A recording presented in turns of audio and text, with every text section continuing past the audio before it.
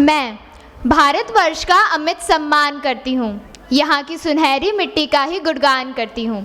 इन्हीं भावों के साथ आप सभी के समक्ष प्रस्तुत है बहन निशा द्वारा गणतंत्र दिवस के उपलक्ष्य में उनके विचार। भारत सुनते ही हमारे मन में अनेकों विचार उत्पन्न होते हैं। भारत के प्रत्येक राज्य की भाषा, बोली, पहनावा आदि सभी अलग अलग है। तो क्या हमारी पहचान भाषा, बोली, पहनावे से की जाती है? उत्तर है नहीं। हमारी पहचान तो एक गौरवशाली भारतवासी के तौर पर की जाती है। सुप्रभात ज्ञानदायिनी मां शारदे, आदरणीय अतिथि महोदय, प्रधानाचार्य जी, शिक्षकगण एवं मेरे प्रिय भैया बहनों, मेरा नाम निशा मलकानी है। मैं एकादश ब की छात्रा हूँ। आज हम सब एकत्र हैं भारत का राष्ट्रीय पर्व बनाने। जी हाँ, गणतंत्र दिवस, एक ऐसा दिन जिस दिन हमें मिली थी पूर्ण आज़ादी। मेरा यह कहना कि इस दिन हमें मिली थी पूर्ण आज़ादी कहीं ना कहीं आप सभी के मन में एक प्रश्न उत्पन्न कर रहा है, क्योंकि आज़ादी तो हमें 1947 में ही मिल गई थी। तो आखिर मैंने ऐसा क्यों कहा, आइए समझते हैं। 1947 15 अगस्त जब भारत स्वतंत्र भारत घोषित कर दिया गया था, उसके बाद भी हमारे राष्ट्र में अंग्रेजों की, ब्रिटिशर्स की शासन प्रणाली चल रही थी। तभी हमारे भारत के राजनीतिज्ञों द्वारा पूरी सूझबूझ के साथ 2 साल 11 महीने 18 दिन के अंदर तैयार होता है भारत का स्वर्णिम संविधान।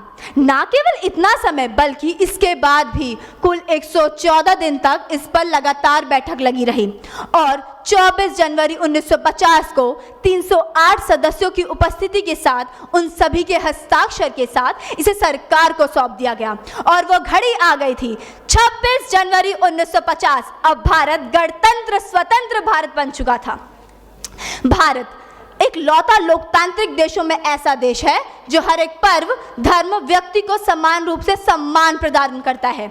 जैसे एक माला में हर एक मोती का अपना खूब महत्व होता है, उसी सूझबूझ के साथ हमारे संविधान को भी बनाया गया था। आज हम सब एकत्र हैं गणतंत्र दिवस मनाने। तो ये तो बहुत महत्वपूर्ण है कि हम गणतंत्र का अर्थ समझें। गणतंत्र का अर्थ है जनता का, जनता के द्वारा, यानी एक ऐसी शासन प्रणाली जिसमें राष्ट्र के लोग स्वयं अपना प्रतिनिधित्व चुनते हैं।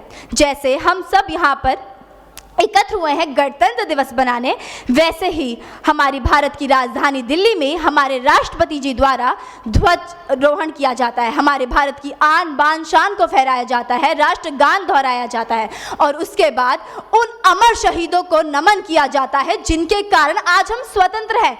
स्वतंत्र हैं अपने विचारों को लेकर, स्वतंत्र हैं अपनी बोली को लेकर और स्वतंत्र हैं हम आज, गणतंत्र हैं हम आज क्योंकि हम स्वतंत्र रूप से सांस ले पा रहे हैं।